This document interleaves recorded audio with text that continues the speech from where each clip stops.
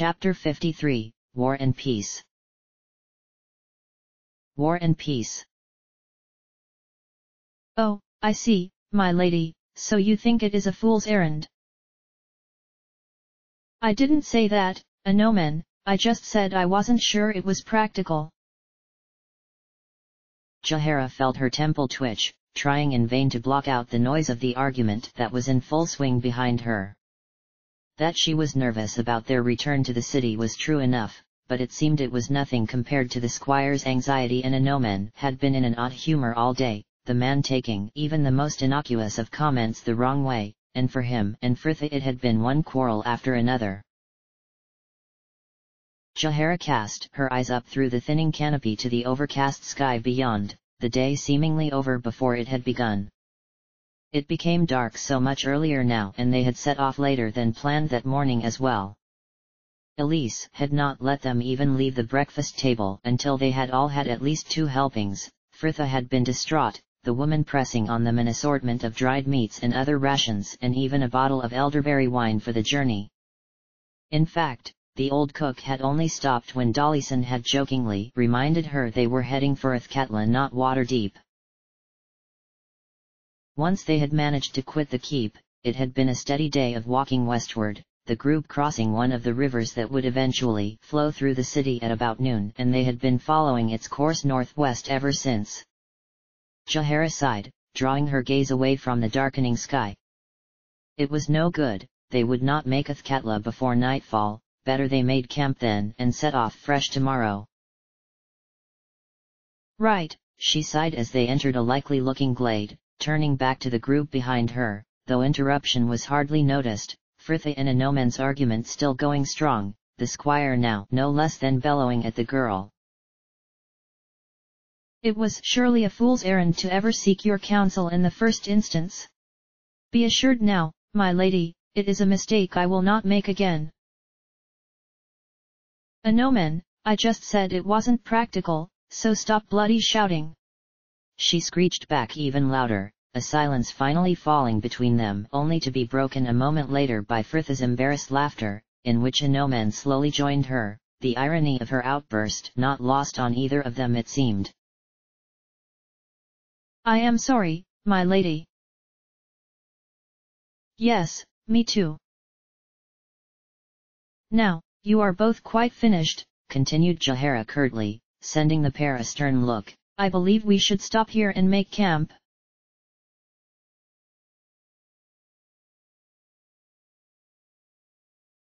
Anomen reached up, looping the rope about the branch above him twice as he tied off the final guy line, glancing over to check Zernd had done the same before he released it.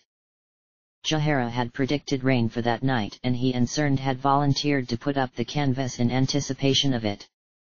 He watched the druid opposite give his own line an experimental pluck, the thin rope humming like the string of a lute, the canvas that spanned the small clearing taut and slightly angled against the wind, ready for whatever the weather had in store for them. Anomen gazed up at the pale square of fabric, half wishing he had the task to do all over again. He had been on edge all day, keeping busy the only thing to distract him from the unpleasant writhing of his stomach. Well, that and quarreling, he considered dully. Anomen shook his head, he did not like himself like this, so angry and short-tempered. He had been snapping at people since breakfast, though mainly Fritha, the girl seeming to take it upon herself to spare the others from his temper. And she had appeared fine with the task, merrily arguing with him until his anger was worn out to accept his apology with a ready smile. Perhaps a little too ready, and Anomen considered that she was probably not quite so cheerful as she was willing to make out. He watched as the girl herself appeared back at the camp, returned from collecting their water and setting the pot over the fire Jahara was currently tending. She bears it well. Anomen glanced sharply to his side to find Zernd had crossed to him and was watching Fritha as he had been, all serene eyes and mild smile. Sorry.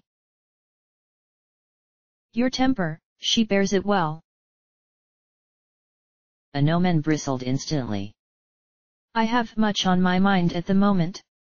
Tomorrow I must face a judgment which decides the path of the rest of my life. Cern said nothing, and Anoman felt his conscience prickle, the man finally admitting with a sigh, "Though I know this to be little excuse, my temper has been hard to control for a while now." "Ah, yes, the anger then defies all reason and reign, I know it well." "You do?" Cern smiled slightly, he seemed to find his incredulity amusing. "Why, yes, I have always found it hard to control my temper ever since I contracted my lycanthropy. I suppose it is a lingering aspect of the baser instinct I am now attuned with. But now I am a werewolf, it is perhaps even more important that I do so. I can teach you the method if you wish." Anoman sighed dully. "It would seem a touch belated now, the order will make their judgment on my past actions." Cern sent him a measured look. "Does that make it any less worth learning?" Anoman glanced again to Fritha, the girl crouched beside the pot talking to Jahara about something as she slowly stirred the steeping tea. "How do you do it?" The mild smile did not waver, but the druid's eyes seemed to take a rueful cast. "Whenever I feel my anger rising, I think of a moment when my temper ruled me, a moment I would never wish to see repeated." And Anoman was suddenly back there, stood before Fritha as he had been on more than one occasion, him with his temper at its peak and her wearing that awful resigned look she would sometimes get, as though she did not expect any better from him. He swallowed dryly. "I see." The druid sighed, perhaps mistaking his shortness for displeasure. "It was not my attempt to shame you, Anoman, it is merely a method I use to remind myself of the consequences of a temper unrestrained." Anoman nodded, his voice warmer. "No, I understand. Thank you." Cern merely smiled, nodding mildly. "Come along you two," called Fritha, and he turned to see her beckoning to them, an assortment of cups set about her as she ladled out the dark brown liquid. "Your tea is getting cold." They moved to join them, Cern sinking into the place beside Ari, Anoman sitting next to him, nodding his thanks as Jahara passed him his tea. They had been the last to join the circle and the whole group was together about the fire now, a strange quietness hanging over them all, though he should not really be surprised, it has been so for days. Anoman watched those about him, Jahara and Minsk seemingly happy to just sit a moment and enjoy their tea in silence, Cern smiling slightly as he fed pine seeds to a roving boo, the hamster scurrying about the grass under Minsk's watchful eye. At his side, Ari was absently leafing through one of her spell books, Herr Dallas sat rather pointedly on the other side of the fire from her and checking the tuning on his lyre. Although yet to have another argument, Herr Dallas and Ari did not look as though they were exactly reconciled either, and Anoman wondered vaguely if the source of their quarrel still stemmed from the tiefling's views or whether something further had happened in the meantime. The squire shook his head, such things none of his concern in either instance, and his eyes drifted finally to Fritha. The girl currently stood by the fire rooting through a plain linen bag she had brought from her pack. "What are you making for the meal, young Fritha?" asked Minsk, the girl glancing up to send him a smile. "Well, Elise very kindly spared us some beef and Cern found some mushrooms this morning that he promises won't make us all violently ill, so I think those cooked in wine and spices. Oh, and onions, I've got quite a few onions in here too. Will that do?" Minsk nodded, smiling broadly. "A meal fit for kings of men." "Yes, but unlike kings of men, I expect you to help," she laughed as she threw out the dregs of the tea and poured a measure of oil into the now empty pot. "You can slice the onions if you like." Minsk agreed good-naturedly, taking the vegetables from her, Jahara moving to help him, Fritha humming blithely to herself as she sliced the dried meat into the now hissing oil. A noman watched her a moment before he rose stiffly, moving to stand next to her. Is there anything I can do to help, my lady? She glanced to him, but shook her head. Oh, no, I think we've everything in hand, haven't we, Minsk? She refused gingerly, adding the last of the onions and mushrooms to the pot and fetching a couple of thin parchment envelopes from the top of her pack. Paprika, she explained as she carefully unfolded the envelope to add a large pinch of the vermilion powder to the pot, and perhaps a touch of cumin as well. They say it keeps lovers faithful. She added quietly with a smile, and he followed her gaze first to Ari and then Herr Dallas, the pair still not speaking to each and looking as though it would take more than seasoning to get them back on good terms. A noman allowed himself a slight smile, turning back to find Fritha already struggling to open the wine, and he was about to offer his assistance when the cork finally came loose in her hand. The squire sighed, feeling increasingly conspicuous, just stood there next to her, and he moved back to his place next to Ari and began to check over his armor just for something to do, one eye still on Fritha as she worked, the girl now busy putting the wine they had been gifted to good use. One for dinner, one for me. She laughed, pouring a decent measure into the hissing pot before putting a splash into her empty teacup and downing it in one, the girl singing to herself as she divided her time between stirring the mixture and conducting her song with the spoon. Never mind the why and wherefore, love can level ranks, and therefore, I admit the jurisdiction. Ably have you played your part, you have carried firm conviction to my hesitating heart. A noman smiled, he thought she sounded quite tuneful, though it seemed he was in the minority. At his side, Ari sighed slightly, moving a hand up to her temple. Are you well, my lady? The girl started, seemingly caught out before she smiled and shook her head. I am fine, a noman, just a slight headache. Cern sent her a concerned look. A headache? It's nothing really, Ari protested, and more strongly this time, though the druid shook his head. Perhaps, though it could be a symptom of much more. Do you not think Ari looks pale, a noman? I suppose, a noman conceded. He actually thought she looked quite pink from all the attention she was receiving. Cern just nodded though. Indeed. I can tell by the way you are sat, Ari, that you are carrying a lot of tension across your neck. Ari laughed lightly, now even pinker. My neck? I am surprised you would have noticed. A noman frowned, suddenly feeling this was a conversation he no longer wanted a part in, Cern looking mildly surprised by her uncharacteristically playful tone. Well, it could be said that it draws the eye, he conceded eventually, a slight smile on his weathered face. As for the cause, well, my first guess would be your pack is probably a touch heavy for your frame. Ari smiled teasingly. Well, it has been fine up until now, though if you are offering to carry it for me. Cern laughed. Would that I were strong enough to carry both yours and mine, though I can prepare you some herbs to alleviate the pain, if you would wish. He smiled slightly, eyes flicking for a moment to rest on the still singing Fritha. Though I wonder at the good it would do whilst we are being so vociferously serenaded. Could it be the man who once claimed to only have an ear for birdsong is now an authority on arias?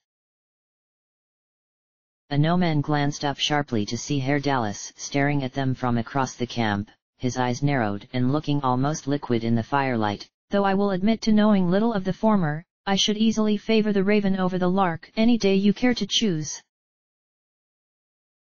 Fritha had turned to them as well, still holding her spoon, and for a moment a noman got a glimpse of the weariness he suspected she had been hiding all day, the girl casting her eyes heavenward, as though another argument was the last thing she wanted.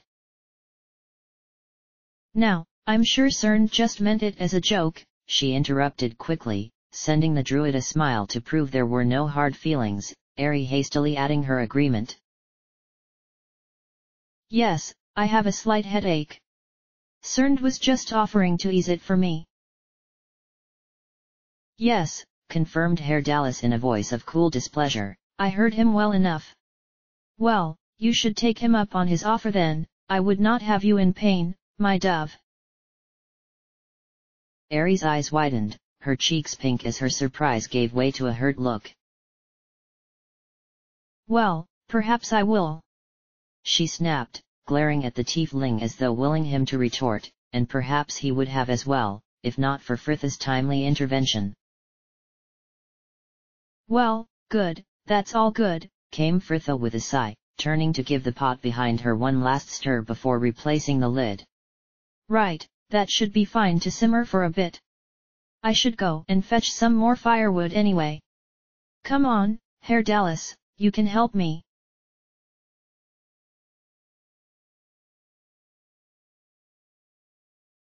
Fritha sighed to herself, a silence between them as she and the bard marched through the trees. The day had seemed a long one, though she knew in reality it had probably been the shortest yet, and after she had been so prepared to look forward from now on. Last night, though distressing as it had been, had also had a cathartic effect, and she had awoken that morning feeling refreshed. They would be back in the city soon, where she would work to earn money enough for Imoen's rescue, after which she would be free to find a life for herself wherever and with whomever she chose. And all day she had walked with this thought, the increased weight of her pack, heavy with Nalia's green gown and an amber sash she had quite liked, pressing it into her. And yet it had all been for naught, the day of Inomen's worries and Herr Dallas and Ari's subtle hostilities slowly wearing her out. At her side, Herr Dallas sighed, an indicator he was finally calm enough to talk, and Fritha instantly sent him a reproachful look. And what was all that about? I know not of what you speak, child, he answered, his voice mellow and calm in quite a good imitation of a certain druid. I am as serene and bland as the trees of the forest. Fritha sighed tersely. Oh, Herr Dallas, stop it, he's done nothing to you. Nothing? You heard what he said of your performance. I really couldn't care less what anyone thinks of my singing, as well you know, so don't even pretend that's the reason you're in a tiss. A tiss?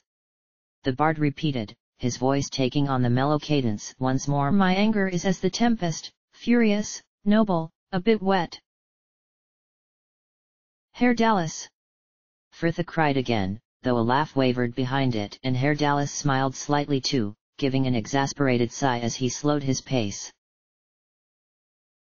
Well, I do not like him. Fritha snorted. You don't like anyone at the moment? I like you, he answered promptly, but the mulish tone had gone, his eyes watching her with a strangely open look. Fritha turned away feeling suddenly sad. You love Ari? The man sighed again, nodding in acquiescence. Yes, yes I do, though I sometimes wish I did not. Infuriating dove. Why must she behave so, and with that druid no less? Fritha smiled wryly. And what happened to you not caging the dove? She was just talking to him. Aye, that she was. All coyness and smiles, in a manner sure to arouse my jealousy. Well, you can hardly complain if she was, that is something I recall you yourself are not above when it suits you. Herr Dallas sent her a dark look, and for a moment she thought he would argue the point, when he sighed and nodded tiredly. Ah, you are right, I know it. I am just ill-tempered after these last few days. I apologized to Ari yesterday, you know, tried to explain myself, but she is just as cool towards me today as she was before. And I am enough of a fool to lose temper with her and make it worse. He shook his head, smiling ruefully. Ah, these mad couplings we birds try to make, I tell you, my raven, you are better off without them. An easy judgment to make when you are already paired. Oh, let's not talk of this anymore. She sighed. The whole thing was depressing and she was finding it hard to be sympathetic when they both still had each other and all their problems were of their own making. They walked on for a while in silence after that, and neither of them spoke until they had reached a large clearing dominated by a fallen tree, the gnarled trunk lying across the glade, a deep bowl of earth left where it had been uprooted, and Fritha suspected it had been a victim of the last winter's storms. Here, this will do, she announced, climbing to stand on the decaying trunk and taking out her frustrations on kicking off the thinner branches, Herr Dallas collecting others from the ground. There, do you think that's enough? She asked eventually, the tiefling straightening with a frown. No, I do not, if it means we have to return to the others. It is fine for you, I will have to endure an evening of the doves glowering. Well, that's your own fault for throwing a fit and storming off in the first place, Fritha scolded with a laugh. Come on, we can sweeten our return with gracious tithes. She straightened to scan the undergrowth about them, the fallen tree allowing light to reach the forest floor, and it seemed every dormant seed had burst forth, a myriad of plants stretching greedily up to the sudden sunlight. There, that one, she said finally, pointing to a tall broad-leafed plant behind him. Betterny will cure Aries' headache if brewed up right, pick it and let's get back to camp. Herr Dallas followed her hand with a frown. What, that one? It looks a little hardy. Are you sure? Ah. Fritha paused a moment, the usual doubts stirring before she shook herself. Yes, I'm sure. I know my herblore as well as anyone, don't make me second-guess myself.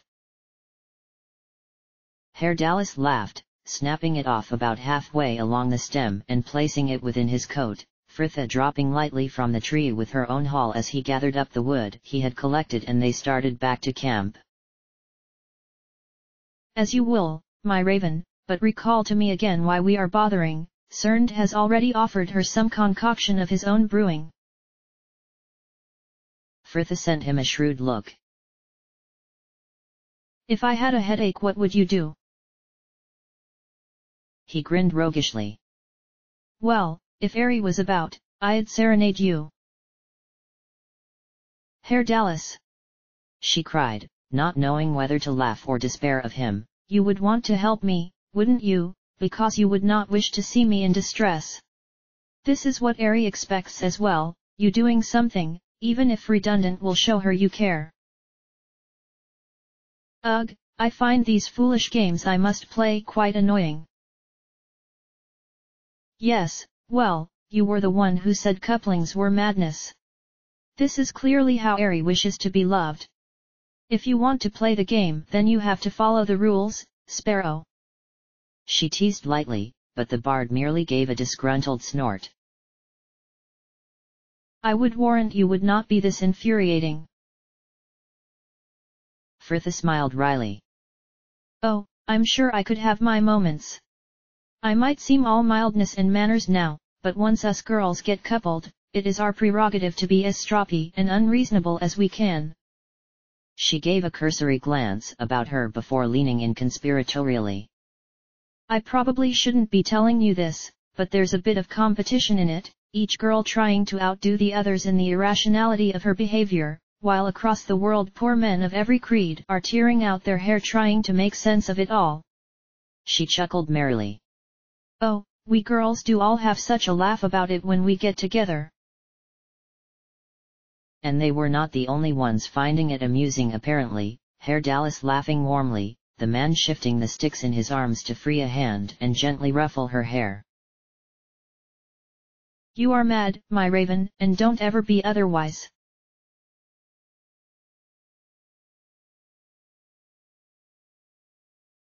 A gnome glanced up as Fritha and Herr Dallas arrived back, the pair looking bright and full of smiles, and the squire felt something inside him twist, though he ignored it. Ari too had noticed their arrival, the girl turning, almost deliberately it could have been said, to engage Sund and Anomen watched as Fritha and Herdalis held a whispered argument, the girl finally giving the bard a shove towards them. Herdalis moved to stand awkwardly before the pair, Ari turning to look up at him as he drew a woody large-leafed plant from his coat to present her with. I have brought you this, Ari, if steeped in hot water it should make an infusion for your headache. Something about Ari's expression seemed to soften. Herdalis. The man shrugged evenly, still looking a touch awkward.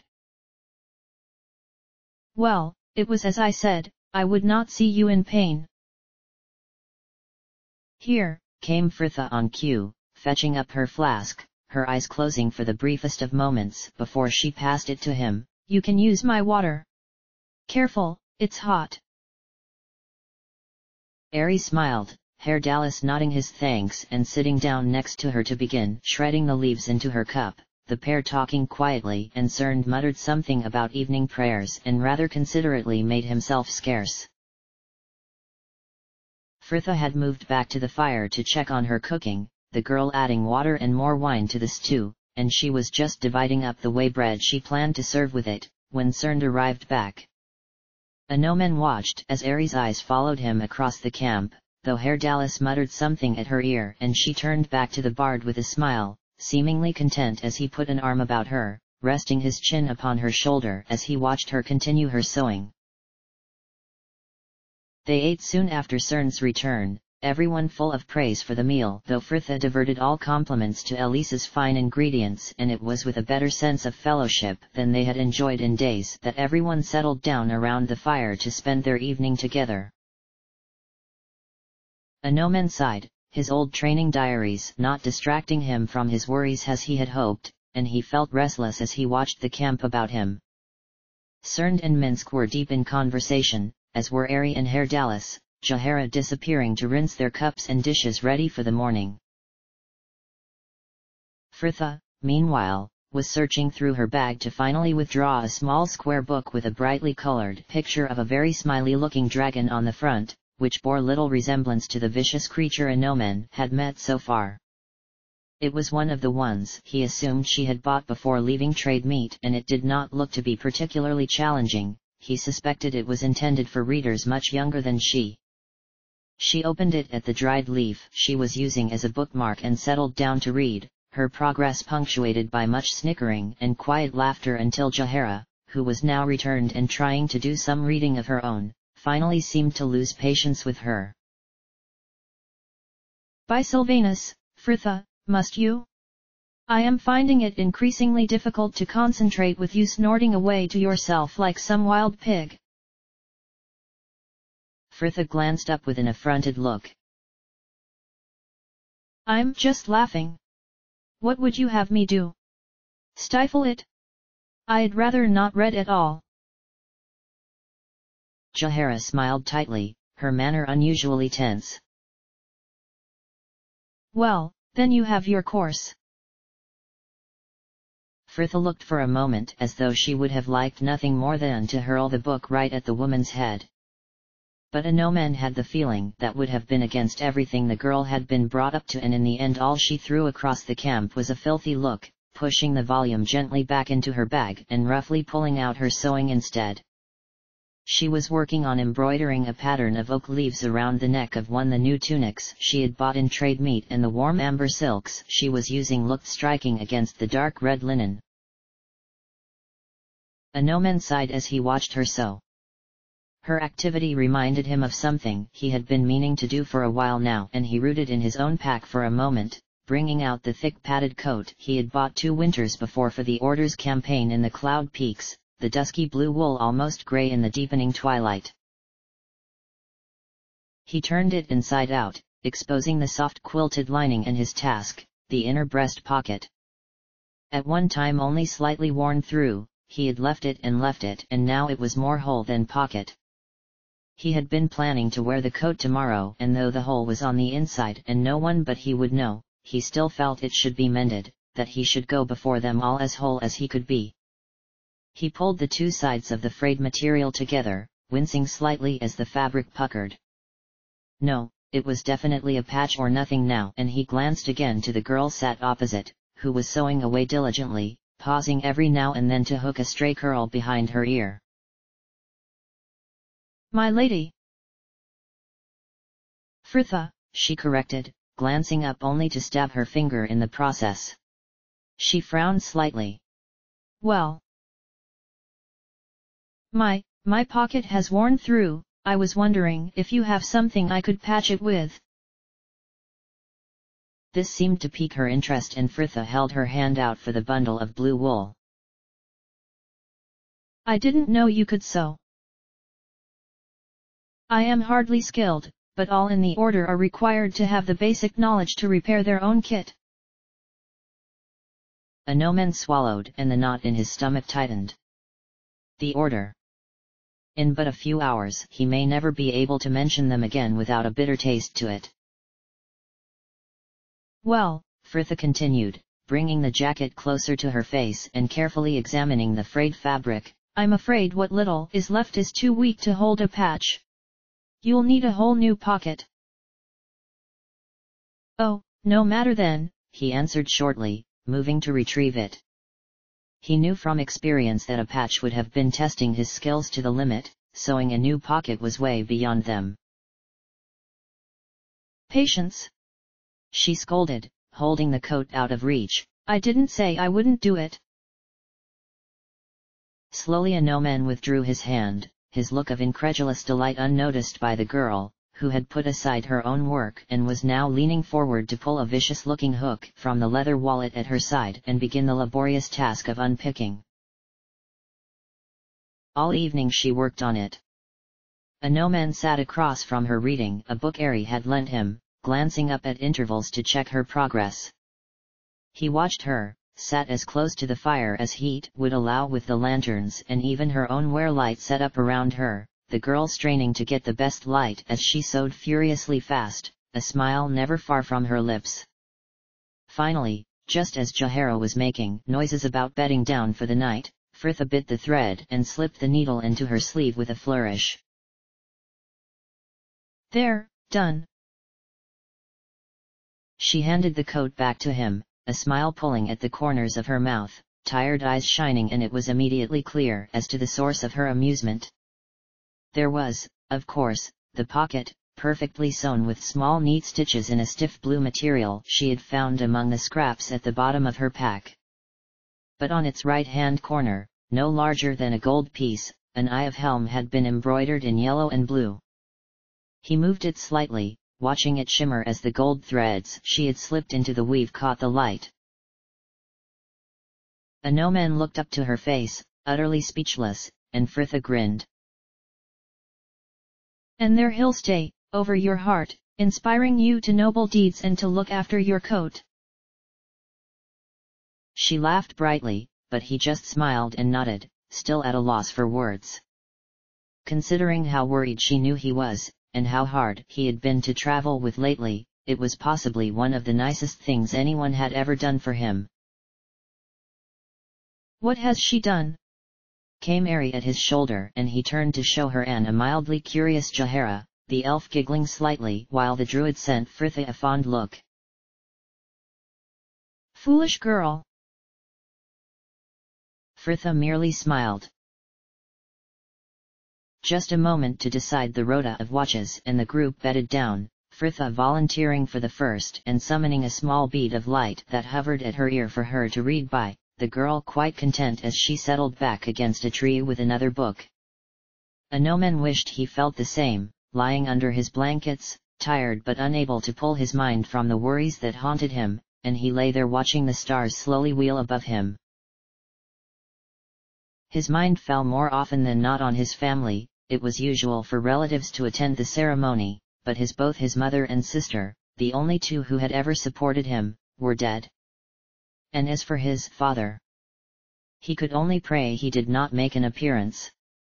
No, Anomen considered tiredly, there would be no family there tomorrow to congratulate or console, and instead he would be accompanied by a group of people who he had only known for a few months at most. The world was surely a strange place, and his mind was drawn back to the seminary that had once been his home.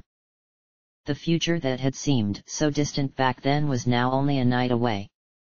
What would that boy say now if he could see him, see the changes he had undergone, the mistakes he had made? ARandomAudiobookAppeared wondered if he would even recognize himself. The squire sighed, his head feeling dull as he finally gave up. There was little point in trying to sleep now. It felt as though ages had passed since he had first bedded down, and it would be time to take his own watch soon. "I believe it is my turn now, my lady," he began quietly, heaving himself up slowly so as not to startle her, but Fritha just shook her head, barely glancing up from the book she was still reading. "No, no, lie back down, ARandomAudiobookAppeared." ARandomAudiobookAppeared frowned. "But you have taken your watch." "Yes," she agreed, sending him a stern look. "And listen to you fidget and sigh for the entirety. Get some sleep, it wouldn't do to be tired for tomorrow. Besides," she smiled, gesturing to him with her book, "I've just reached a good bit, so I don't mind." He watched her go back to the page, seemingly thinking this an end to the matter. "Are you quite sure, my lady?" "I practically insist." "What is your story about?" "I don't think it would be to your taste, ARandomAudiobookAppeared. It's about romance," she confessed, putting a heavy, almost accented stress on the word and laughing softly at her own idiocy. ARandomAudiobookAppeared nodded wisely, trying to stop his lips from twitching.